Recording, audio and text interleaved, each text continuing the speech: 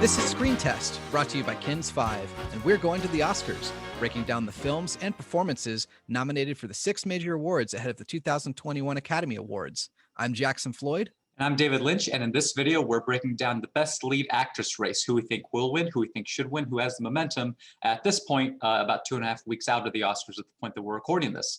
So the nominees for Best Actress this year are Frances McDormand for Nomadland, Carey Mulligan, for Promising Young Woman, Viola Davis for Ma Rainey's Black Bottom, Vanessa Kirby for Pieces of a Woman, and Andra Day for The United States versus Billie Holiday. So last year, Jackson, if the horse race for Best Lead Actress last year basically started before the horse race even began, when the first trailers for Judy came out, and it was one of those moments where it's like she personifies, Renee Zellweger personifies Judy Garland. She's our Best Actress winner. The narrative calcified early is just one of those developments where it isn't very interesting because it leads to very little drama down the road. She ended up winning the Oscar as well as all of the necessary precursors. This year is the extreme opposite. This is the most chaotic race heading into the Oscars. There's pretty much no one clearly in pole position, and in a way, this is the race that has given us the drama that a lot of people were searching for from the expanded Oscars season this year. Yeah, and I think the Oscars have been needing a category with drama like this. We've seen some that have felt like locks throughout the entire season. Nomadland being Best Picture is a far ahead front runner. Chadwick Boseman for Best Actor, even though he didn't win the BAFTAs, still the presumed front runner for that, almost a Definitely. lock. If he doesn't win, I think that'd be one of the shocks of the night. It surprises me that Frances McDormand isn't the front runner for this, as one of 2 actual actors in the front runner race for Best Picture. Nomadland, this is going to the far away champion film of the season so far. Chloe Zhao seems to be kind of reaping the benefits of that for the movie that she put together, but Frances McDormand isn't the front runner. Why do you think that's the case? I think part of it might be that part of the conversation is always if Nomadland, which definitely does seem to have at least director locked and is a strong front runner in a screenplay, cinematography, picture, a handful of others. I think whenever you have a movie like that, the conversation you have to think about also how much love will it give to Nomadland? Do we want to recognize Frances McDormand, who has already won 2 Oscars? She's been very well recognized. The Oscars thankfully did not do the whole career retrospective way down the line with her. She's been recognized throughout her career. If she were to win this, she would be only I believe the 3rd or 4th woman actress in Oscars history to win a trio of awards behind Katharine Hepburn, Meryl Streep, and Ingrid Bergman. Only 7 people in Oscars history have won 3 awards, so she would join pretty esteemed company there. I think she'd be a fantastic representative of that club. But I think that's part of the reason why I'm not saying McDormand in the front runner position, even though she's like everyone else in this category, except perhaps Vanessa Kirby. She has a really solid chance. Yeah, another thing that stands out from this category too, only one Black woman has won lead actress before. That was Halle Berry in 2001.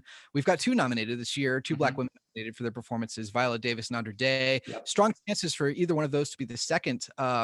This is also, I guess, this makes Viola Davis the most nominated Black actress in Oscars history. She's only won the 1 award, Best Supporting Actress in 2016 for Fences. She was also previously nominated for Doubt and The Help. This is her 2nd Best Actress nomination behind The Help. She did not win for The Help. What do you think of her chances this year? Do you think she's the one who should win or will win? Is she the one who will win the award this year, I guess? Well, it's interesting that you bring up her and Andra Day, because when you think about who the Oscars has tended to recognize in recent years, it tends to be the best impersonation, right? It was last year, and I think they have skewed that's tended to be the narrative more over in the Best Actor and Best Supporting Actor side of things, with Gary Oldman for Darkest Hour, Rami Malek for Bohemian Rhapsody. And not so much on the actress side of things. But it's funny when you talk about Viola Davis and Andra Day, because they're the 2 nominees in the Best Actress field that were that are playing real life historical figures. And I think that's the big reason why you can't really count Andra Day out of the race. She's won just the Golden Globe as far as the Best Lead Actress horse race goes, but and she's in a pretty she's in a movie that probably has garnered the least amount of acclaim as far as the movies in this cropping go, but in a way that also makes her far and away the best element of it, the most standout, the biggest standout element. So it makes that's an interesting narrative surrounding Viola Davis and Andra Day in this category. If I were to put my money right now, about 2 weeks out, on who I think will win, I think it's like we said, this category couldn't be more chaotic, which is why it makes it really exciting, right? I think at this point, I'm pulling an audible. I was thinking it was McDormand. I think it might actually be Viola Davis. I think that the Academy is gonna want to recognize one of our preeminent actresses, and someone who's kind of defined the last half decade or so, even longer, as far as giving stand-up performances on the screen and being recognized, at least nomination-wise, rightfully for everyone. And I remember that there was a little bit of category fraud when Fences came around, that people were saying she should have been nominated in Best Lead alongside Denzel Washington instead of Best Supporting Actress. I think that part of the Academy will try to course correct itself and recognize Viola Davis for Ma Rainey's Black Bottom this year. What do you think? I agree. I think this is the year Viola Davis takes home her first Best Actress award, deservedly so. But I don't think the Academy Awards is going to shy away from the chance to recognize her and recognize another Black woman in this role. I will say it's funny. I do think she will win. And jumping ahead here, I think she should win.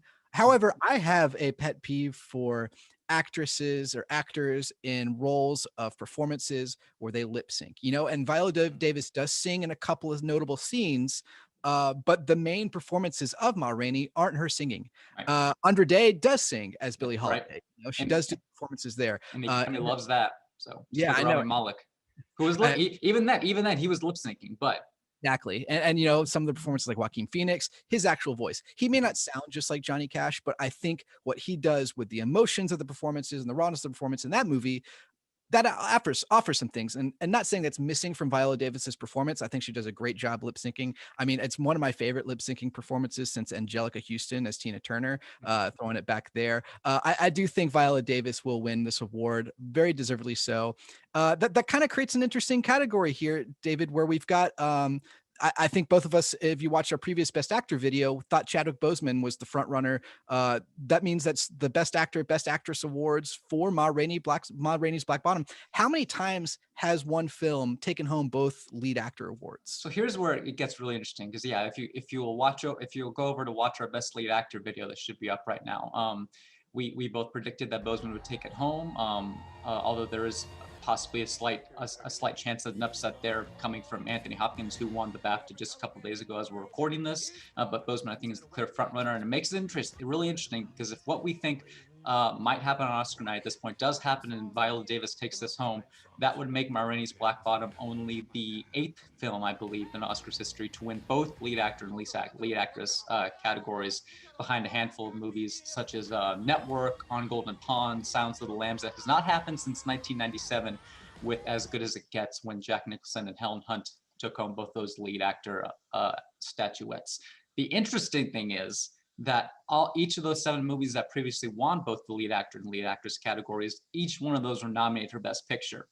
If what happens on Oscar night this year is that Chadwick Boseman and Viola Davis do indeed win their respective categories, that would make it the first time that's happened where the movie that they're nominated for, Ma Rainey's Black Bottom, was not nominated for Best Picture, which I think would throw a bit of throw a lot of skepticism or a kind of a raised eyebrow at the Academy, because a lot of people had it pegged as a really strong contender for Best Picture. There were 8 nominees this year.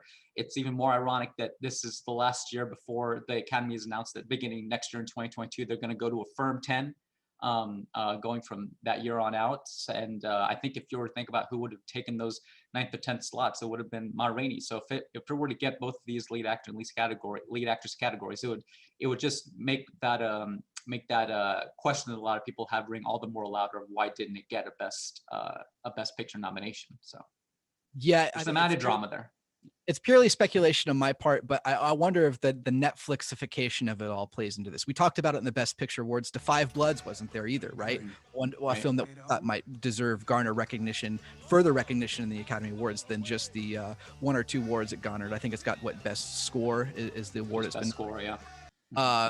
So maybe, the fact that they already had Mank was the Netflix movie that was going to be the best film, a Best Picture nominee. Maybe that hurts Ma Rainey's chances. It definitely it's going to garner a lot of controversy and discussion if we think, Best Actor and Best Actress do go home to Chadwick Boseman and Viola Davis. All that being said, David, I don't think I asked you yet. Should Viola Davis win the award?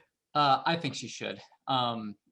I think you can make the strong case that out of the 4 acting categories this year, this is the strongest one. I think probably the weakest of the group might be Vanessa Kirby, but even then, that's just a bit insane to say, because I think almost in any other year she would be one of those 2 or 3 front runners for what she does in Pieces of a Woman, just putting in a very incredibly raw and captivating performance.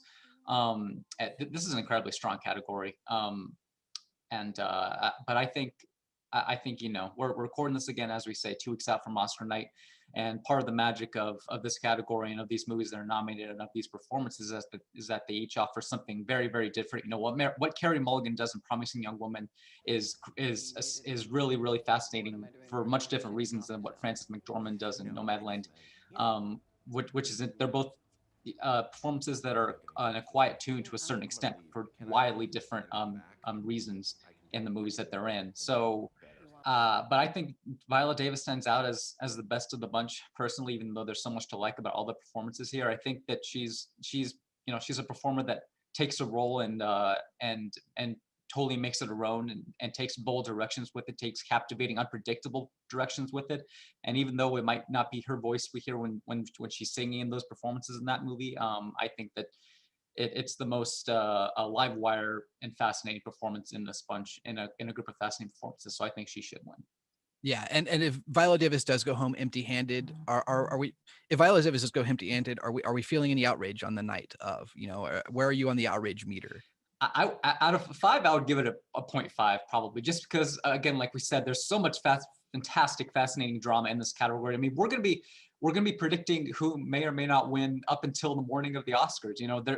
We're at the point where people are gonna start coming out with their final predictions, and they might be adjusting them every day or every hour, just because that's how wild this horse race has been. Each of the 4 major front runners in this category, they've all, as far as the precursors that can be awarded to actors leading up to the Oscars, they've gone to different nominees in this category. Frances McDormand received the most recent jolt of momentum when she won the BAFTA. Viola Davis won the SAG Award. Andra Day won the Golden Globe back a couple months ago. Carey Mulligan won the top honor from the Critics' Choice Association. That hasn't happened a whole lot in Oscars history, where the precursors were that spread out across the nominees. So just the fact that we have this much drama in this category, and in this strong of a category, I'm just excited about whatever might happen on Oscar night. So it won't be that outraged.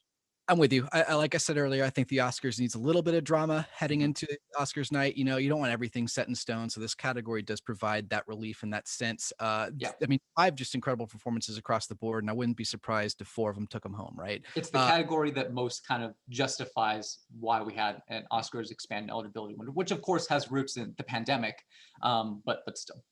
Yeah, I do want to just say, Vanessa Kirby, while she may be the outlier here in terms of her chances at winning, what she does in Pieces of a Woman is outstanding. And I think she's really set the groundwork to kind of be someone in the vein of, Charlize Theron, an actress who can genre bend, if you will, who can be an A-list action star. We saw her in Hobbs and Shaw hold her own with The Rock and Jason Statham.